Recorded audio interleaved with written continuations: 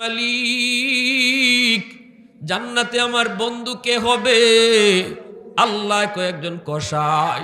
মুসা নবী কয়, মালিক ঠিকানা কও, আমি তারে খবর নিব কোন আমলের কারণে সে জান্নাতে আমার বন্ধু। আল্লাহ কয়, তুমি যাও, যাই নিজে খবর নাও। মুসা নবী ঠিকানা নিয়ে চলে আসলেন। আয়েশা তারে পাইলেন। মুসা নবী কয়, ভাই আমারে তুমি একটু তোমার বাড়ির মেহমান বানাইবানি। লোকটাই কয়, ঠিক আছে ভাই চলেন, কারণ মেহমান আসলে পরে মেহমানে কমায় না। আমার নবী বলছেন মেহমানে বাড়ায়া দেয়া যায়। মান আরাদা আইয়াবসুতার রিজকা ফালইউকরিম দাইফা আও কামা ক্বালান নবিয়্যু আলাইহিস সালাম। আমি আপনি মনে করি মেহমান আইলে পরে আমার কমে, কিন্তু নবী বলে মেহমান আইলে পরে বাড়ে। আমারটা ঠিক না নবীরটা ঠিক? আমারটা ঠিক না নবীরটা ঠিক? ওই দিকে ওই কষাই লোকটা কয়, ঠিক আছে চলেন, আপনি পাঠাইছেন বাপমার মাধ্যমে, এজন্য আল্লাহ বলেন খালিক হিসাবে আমার শুকরিয়া আদায় করো, আর দুনিয়া আসার মাধ্যম হিসাবে বাপমার শুকরিয়া আদায় করো। সুবহান। যেন আল্লাহ তার পাশেই মা বাবার হকটা, মা বাবার কথা আল্লাহ তার পাশেই রাখলেন। একই তর্জ পবিত্র কোরআনের সূরা বনী ইসরাঈল আল্লাহ পাক বলেন, ওয়াকাযা রাব্বুকা আল্লা তা'বুদু ইল্লা ইয়্যাহ ওয়া বিল ওয়ালিদাইনি ইহসানা। প্রথম নির্দেশ আল্লাহর হক, বন্দেগী করব শুধুমাত্র কার? গোলামি করব কার? সেজদা দিব কার পায়ে? ধন দৌলত চাইমো কার কাছে? আল্লাহর কাছে। মুসা নবী নিজের পরিচয় দিলেন না, নিজের পরিচয় মুসা নবী দিলেন না। বাড়িতে আসলেন, আসার পরে দেখেন লোকটা মার রুমে আগে ঢুকছে, সন্তানের কাছেও আগে যায় নাই, বউয়ের রুমেও আগে ঢুকে নাই।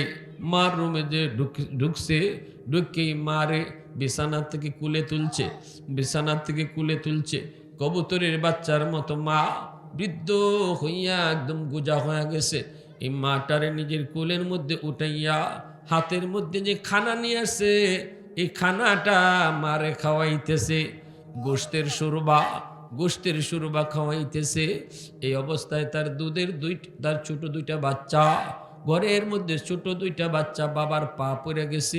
কয়, আব্বু সারাদিনে কিছু খাই নাই, আব্বু সারাদিনে কিছু খাই নাই, বাবা আমাদেরকে কিছু খাওয়ান দেন।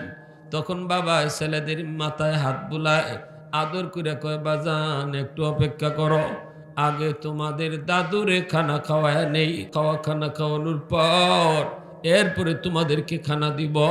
মুসা নবী সব দেখতেছেন, মুসা নবী সব দেখতেছেন। মা ছেলের হাতের খানা খায়, মা ছেলের হাতের খানা খায়, আর বিড়বিড় কইরা কি যেন দোয়া করে। মুসা নবী কয়, ভাই ইনি কে? কয়, মা এই দুইটা বাচ্চা কার? তোমার? বলে হ। তোমার নিজের? কয়, হ নিজের।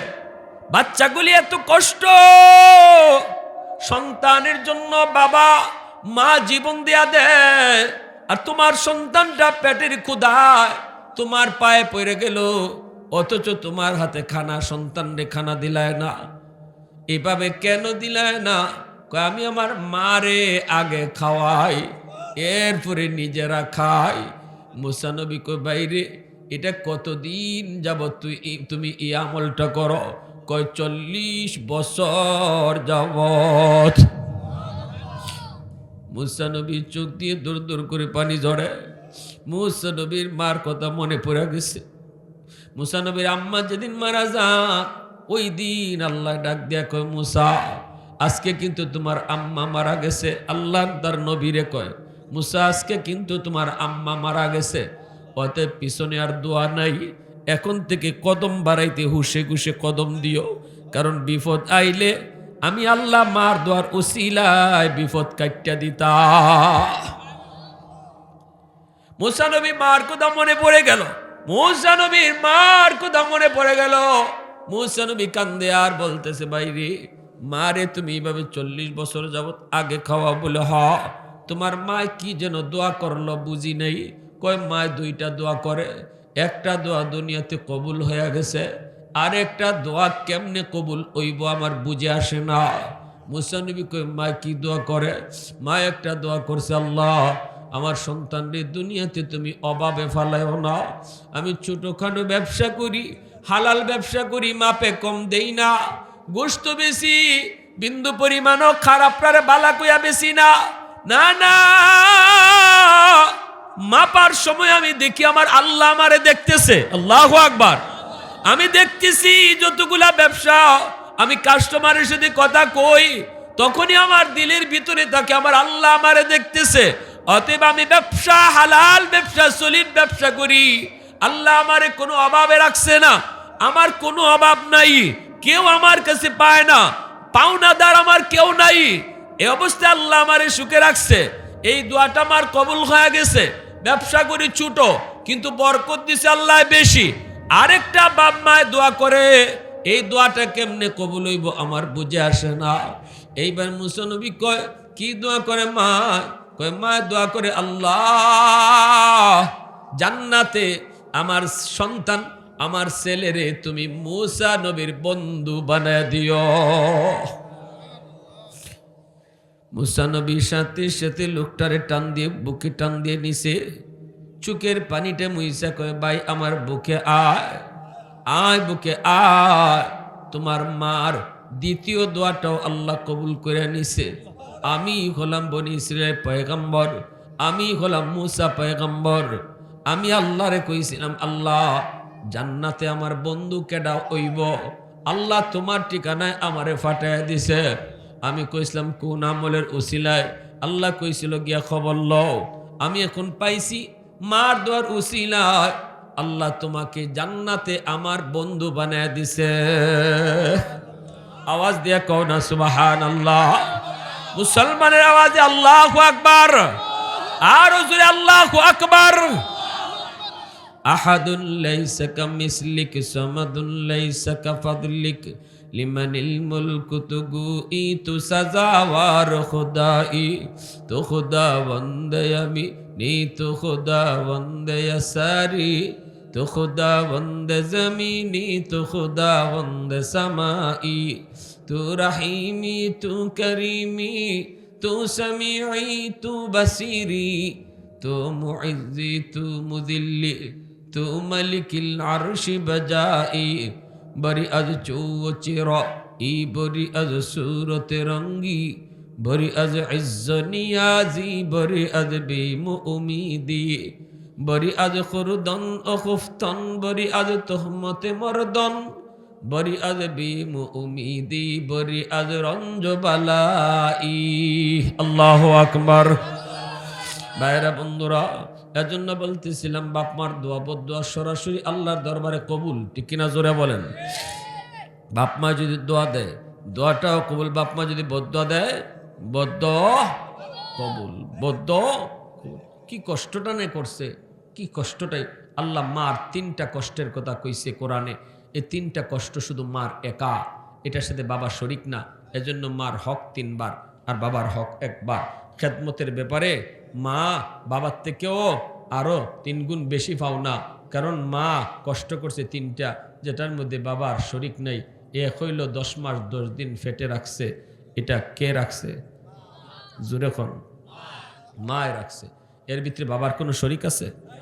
হ্যাঁ, পেটে সন্তান রাখা, এটা যে মহিলার পেটে সন্তান আছে সে যে রাখে সে জানে কত কষ্ট, সে জানে কত কষ্ট। একদিন 2 দিন তুমি পেটের মাঝে একটা পাথর বাঁধে আটকে দেখো।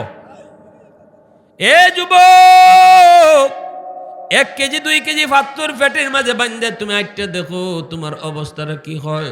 সেখানে একটা মা 1 মাস 2 মাস নয় 10 মাস 10 দিন তোমার পেটের মধ্যে রাখলো, তুমি কত কষ্ট দিয়েছো। মা খাইতে বসলো, মা খাইতে বসলো, তুমি মারছো কলিজায় লাথি, সাথে সাথে মা খানা থেকে উঠে মুখের বাতগুলা বমি করে সব ফালাই দিছে। সাথে জিগাইছে বাবা কি গো কি হয়েছে? তখন মা কয় না তোমার সন্তানে আমার কলিজাত লাথি মারছে। বাপের কাছে মা কিন্তু বিচার দেয় না, ঘুমের ঘরে গেছে, ঘুমায় রয়েছে মা।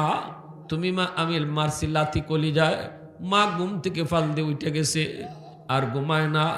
গভীর রাত, সব মানুষ ঘুমায় রইছে, সব মানুষ ঘুমায় রইছে, মানব দানব পাক পাখালি দুনিয়ার সব মানুষ ঘুমের সাগরে। একজন মা সে বিছানায় বইয়া রইছে, কারণ সন্তান কলিজায় লাথি মারছে, আর তার ঘুম আসে না। এই রুম থেকে ওই রুমে যায়, যদি স্বামীর ঘুম ভাঙ্গে, স্বামী উঠতে দেখে বিবিসা ঘুমায় না, বইয়া রইছে। এই রুম থেকে ওই রুমে হাঁটে, চোখ দিয়া পানি পড়ে, কি হয়েছে তোমার? তখনও কয় না, তখনও পেটের সন্তানের উপরে বিচার দেয় না, স্বামীর কাছে বিচার দেয় না, এ কথা কয় না, তোমার সন্তান আমার ঘুম ভাঙ্গাইয়া দিছে। এতটা কষ্ট মা স্বীকার করেছে তোমার জন্য, আমার জন্য। দ্বিতীয় কষ্টটা হলো ডেলিভারির কষ্ট। ডেলিভারির কষ্ট, এত ব্যথা, এত যন্ত্রণা। আল্লাহ পাক রব্বুল আলামিন এই তিনটা কষ্টের কথা আল্লাহ উল্লেখ করছে। ডেলিভারির যন্ত্রণা, ডেলিভারির ব্যথা। এই ব্যথাটা যখন উঠে, তখন মা পেরেশান, পাগলের মতো হয়ে যায়, পাগলের মতো হয়ে যায়। দৌড়ে যদি হাসপাতালে আনা হয়, তখন হাসপাতালে আনার পরে তার একটা ইঞ্জেকশন দেয়। এই ইঞ্জেকশনটা কিসের ইঞ্জেকশন? ব্যথা কমানির। কয় না, পৃথিবীতে একমাত্র একটা ইঞ্জেকশন যেটা ব্যথা আরো বাড়াইবার লাগি দেয়। আমার আপনার ব্যথা যদি উঠে, ব্যথা কমাইবার লাগে ওষুধ খাই, ইঞ্জেকশন নেই। কিন্তু একমাত্র পৃথিবীতে মা ডেলিভারির সময় যে ব্যথাটা উঠে, এই ব্যথাটা আরো বাড়াইবার লাগে ইঞ্জেকশন দেয়। একজন এফআরসিএস ডাক্তার কইছিল, হুজুর ডেলিভারির সময় যে ব্যথাটা মায়ের সহ্য করে, এই ব্যথাটা যদি কোনো একজন যুবককে তার শরীরে ইঞ্জেকশন করে পুশ করা হয়, মুহূর্তের ভিতরে বেহুশ হয়ে মাটিতে পড়ে যাইব, মারাও যাইতে পারে।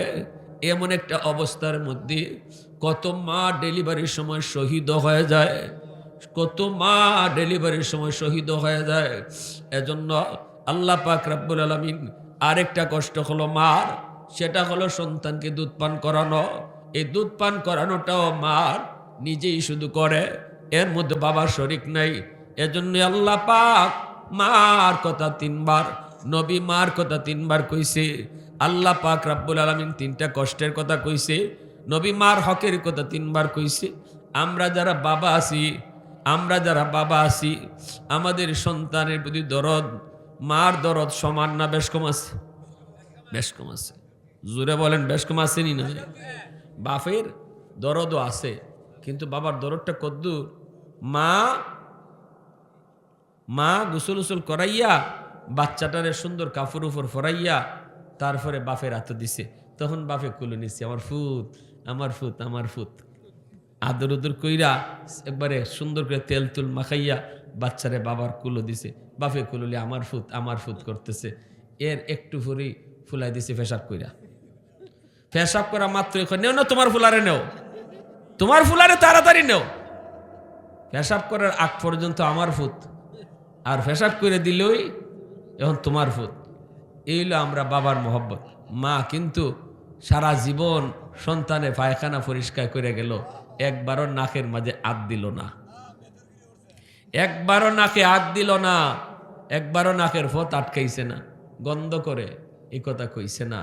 হাই রে, যতবার দিনও 5 বার 10 বার পায়খানা করে একটা ছোট বাচ্চায়, কোনো মা এমনও তো কইতে পারতো দূর একটু পরে তো আরেকবার পায়খানা করব, তুই এখন আর পরিষ্কার করে কি হইতো, একবারেই করবো নে, যতবার পরে পায়খানা করিলাম। কোনো মা এমন করে না। মা জানতেছে এখন যে পরিষ্কার করতেছে, একটু পরে আবার পায়খানা করব, এর পরও পরিষ্কার করে, এর পরও পরিষ্কার করে, যতবার করে ততবার পরিষ্কার করে। আল্লাহ আকবার। এই কথাটার মধ্যে মুফাসসিরিনে কেরাম, সুফিয়ানে কেরাম কইছেন যে এই যে মা সন্তানের প্রতি দরদ নিয়া বারবার নাপাক হইতেছে, তারে পাক করতেছে, একবারে করে না, বারবারই তারে ফাঁক করে দেয়। যতবার নাপাক হয় ততবারই ফাঁক করে দেয়। আল্লাহ পাকের মহব্বত মার চেয়ে 70 গুণ বেশি, 1000 গুণ বেশি। এজন্য আল্লাহ কয়, বান্দা তুইও যখন গুনাহ করবে, গুনাহ কইরা যখন আমি আল্লাহরে কইলিবে, আল্লাহ গুনাহ করে লাইছি, আল্লাহ আমি তো নাফাক হয়ে গেছি গা, তখন আমি আল্লাহ তোরে ফাঁক করে দিলাইমু। আমি জানি তুই আরেকবার গুনাহ করবে, তখনও যদি কস আল্লাহ ভুল করে লইছি মাওলা আর করতাম না, আল্লাহ এখন তখন আমি তোরে ভাগ করে দিলাই। আমি আল্লাহ জানতেছি যে তুই আরো করবে গুনাহ, তুই আরো করবে গুনাহ, এই কথা আমি আল্লাহ কই না, যা একবারেই তোরে ভাগ করবো না, দেখি কতদূর গুনাহ করতে পারস। আল্লাহ এই কথা কয় না। মা যদি বারবার সন্তানরে ভাগ করে দিতে পারে, আমি আল্লাহ কোনো ভাগ করতাম পারতাম না। এজন্য গুনাহ করার পরে যদি কোনো মানুষ দেরি করে তওবা না করতে, আল্লাহ কষ্ট পায়। কিন্তু গুনাহ হওয়ার পরে যদি কে সাথে সাথে কইলে আল্লাহ ভুল করে লেছি, তখন আল্লাহ খুশি হয়ে যায়। আল্লাহ তখন খুশি হয়ে যায়, আল্লাহ তখন তারে ফাঁক করে দেলায়। মারতে কেন আল্লাহর মায়া আরো বেশি, যেরকম ঠিকই না, মারতে কেন আল্লাহর মায়া আরো বেশি, আল্লাহ তখন ফাঁক করে দেলায়। আল্লাহ ফাঁক, এই জন্য আল্লাহ পাকের নাম তাওয়াব, আল্লাহর গুণবাচক নাম তাওয়াব। তাওয়াব শব্দের অর্থ হইল যিনি বারবার তওবা কবুল করে, বারবার যিনি তওবা কবুল করে। তবে তওবাটা করার সময় দিল থেকে নিয়ত করেন আল্লাহ আর করতাম না, আরেকবার আমি করবো, এই নিয়ত করে তওবা করেন নাই। তওবাটা করেন আল্লাহ একদম সাফ দিলে, আল্লাহ আমি আর করতাম না। ইয়ার পরে যদি শয়তানে আপনারা আবার করাইলায়, তখন আরেকবার করেন তওবা, আল্লাহ তখনও মাফ করব। কিন্তু তওবাটা করবার সময় আরেকবার সুযোগ পাইলে কর্ম, এই নিয়ত রাখন না, এই সময় নিয়ত করেন সাফ সাফ। কিন্তু এরপরে যে শয়তানে আমারে গুনাহ করাইবো, এটা আল্লাহ ভালো করে জানে। এটা আল্লাহ জানে না জানে না, আল্লাহ জানে। আমি যদিও পাক পবিত্র হইয়া তওবা করতেছি, তারপরেও যে গুনাহ করবো, এটা আল্লাহ জানে ঠিকই, আমি জানি না। আমার দিলে গুনাহ করার ইচ্ছা নাই, কিন্তু কর্ম যে এটা আল্লাহ জানে, এরপরে আল্লাহ মাফ করে দেয়। সুবহানাল্লাহ জোরে বলেন। এজন্য আমার ভাইরা বলতেছিলাম, বাপ মা যদি বাপ মা বদদুয়া দেয়, তাহলে বদদুয়া দিলে পরে এই বদদুয়াটাও কিন্তু কবুল হয়ে যায়। একটা ঘটনা কইমুনি, মনোযোগ কার কার আছে একটু হাত উঠে আল্লাহরে দেখান। আল্লাহ কবুল করো, সবাই কোন আমিন, আরো জোরে কোন আমিন। মদিনা শরীফ, জান্নাতুল বাকি, মায়ার নবী সাহাবায়ে কেরামদেরকে নিয়ে মদিনার কবরের পাশ দিয়ে যাইতেছেন। হঠাৎ করে আল্লাহ নবী অন্তর চুকে দেখেন একটা যুবকের কবরে আযাব। কবরের আযাব আসেনি না নাই? আমরা দেখি না কেন? একমাত্র কারণ, আমরা যদি আল্লাহ কবরে আযাব দেখায়, তাইলে আমরা দুনিয়াদারি বন্ধ হয়ে যাব। দিনের বেলা কেউ কবরের পাশ দিয়ে, রাত্রে, দিনে তো আমরা যে রাত্রে যাই, দিনে ওই কেউ কবরের পাশ দিয়ে যাইতো না ডরাইয়া। যদি কবরের আযাব আল্লাহ মানুষের শোনাইতো, দেখাইতো, ঠিক না? দিনে ওই কেউ কবরের পাশ দিয়ে যাইতো না। কবর দেখা যায়, এত দূরের ভিতরে কেউ বাড়িঘর বানাইতো না। খালি কবরের মুর্দার কান্নার আওয়াজ যদি মানুষে শুনতো, তাইলে বাড়িঘর এর ভিতরে কেউ বানাইলো না নে। যদি কবরে আযাব আল্লাহ মানুষে দেখাইতো, শুনাইতো, বাপ মইরা গেলে সন্তানের লাশ লইয়া বাপের কবরে যাইতো না, মার লাশ লইয়া কবরে যাইত না, সন্তান ব্যবসা করতে পারতো না, খাইতে পারতো না, গলা দিয়ে বাদ যাইতো না। খুব আল্লাহরে আমার আম্মা কবরে আযাবে আছে, আমার আব্বা কবরে আযাবে আছে, এই চিন্তায় দুনিয়াদারি বন্ধ হয়ে যাইত। এজন্য আল্লাহ দুনিয়ার নিজাম ঠিক রাখার লাগি কবরের আযাবটা মানুষের চোখের আড়াল করে রাখছে, মানুষের চোখে আড়াল করে রাখছে। আল্লাহর নবী সাহাবায়ে কেরামদেরকে বলেন, সাহাবীরা তোমরা তো দেখো না, কিন্তু আল্লাহ আমাকে দেখাইছে।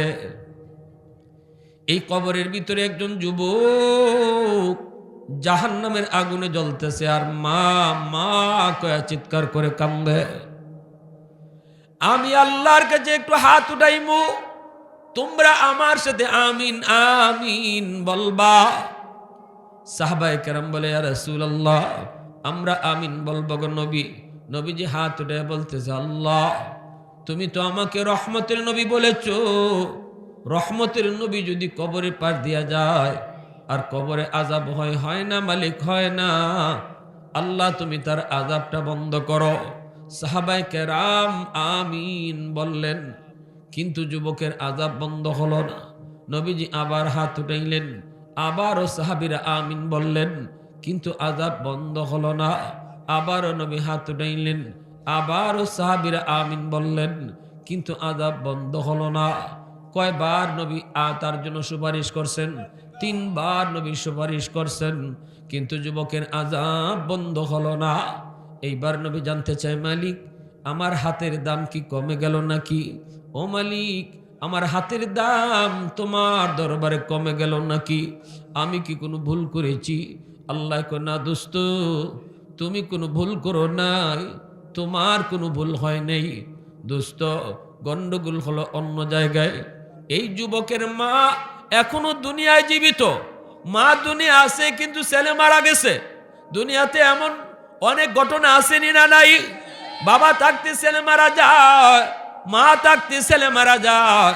দুনিয়া আসার সময় সিরিয়াল মেনটেন হয়, কিন্তু যাবার সময় কে আগে যাবে কেউ জানে না।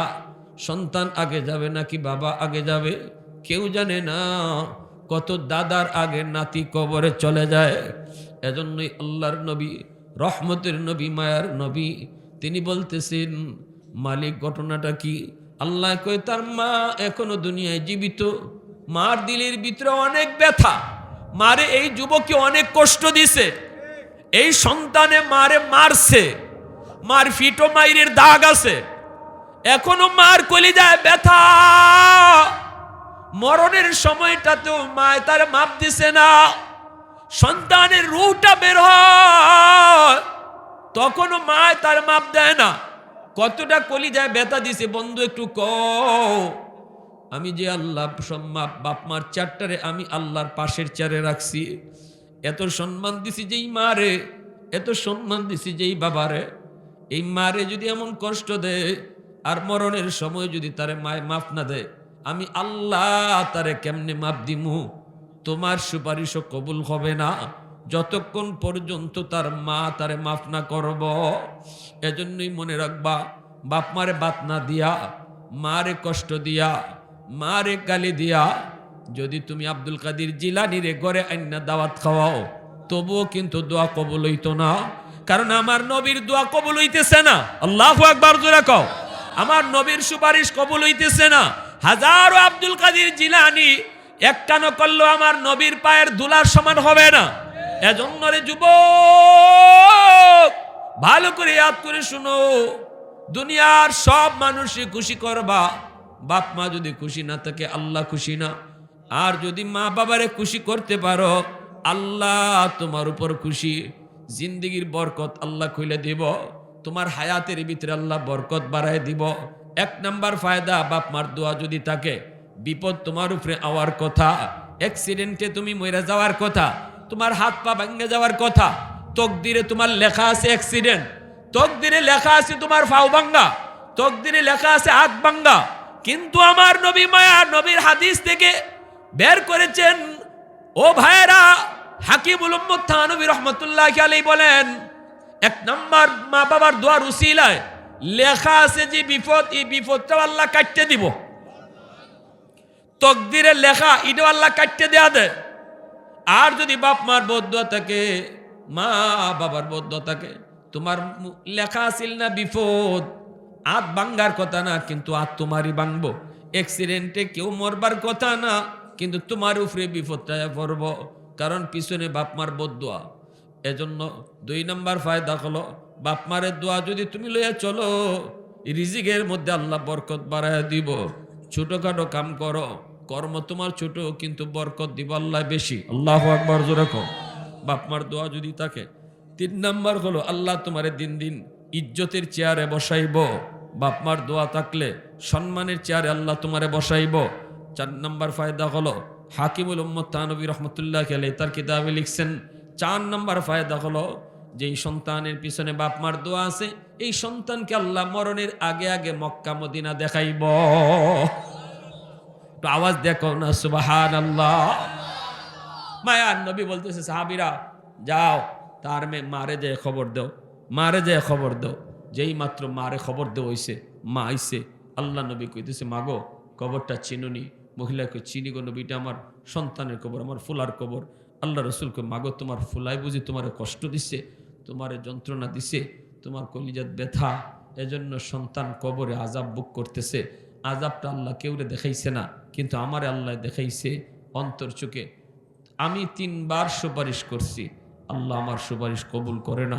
সাফ সাফ আল্লাহ জানাই দিছে, তুমি যদি মাফ না করো তার আযাব আল্লাহ বন্ধ করবে না।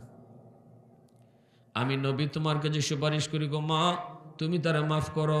কিন্তু মহিলায় কয় না গো নবী, আমি মাফ করব না, এখনো আমার পিঠে মাইরের দাগ আছে, মরবার আগের দিনও আমারে মারছে। বউর কথায় মরবার আগের দিনও আমারে মারছে, এখনো শরীরে ব্যথা, আমি এর মাফ করবো না, মাফ করবো না। আল্লাহ নবী পরে গেলেন টেনশনে। এবার নবী কয়, মালিক মার দিলটা শক্ত হয়ে গেছে, এখন মার দিলটা কেমনে নরম করবো? আমার তো দিলের উপরে হাত নাই, দিলের উপরে তোমার তো হাত আছে। আল্লাহ একটা দোয়া করি তোমার কাছে। আল্লাহ কয়, কও।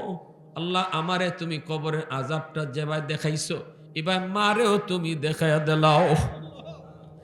মা যদি নিজের চোখে দেখে তাহলে আমার মন বলে মার দিলটা নরম হয়ে যাবে। আল্লাহকে দোস্ত, তোমার এই সুপারিশটা আমি কবুল করছি। কবরে আযাবটা আল্লাহ মারেও দেখায় দিলাইছে।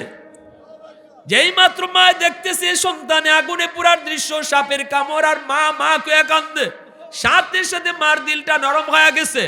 মা কয়, নবী গো আমি মাফ কইরা দিছি। আল্লাহ কয়, আমিও মাফ কইরা দিলাইছি।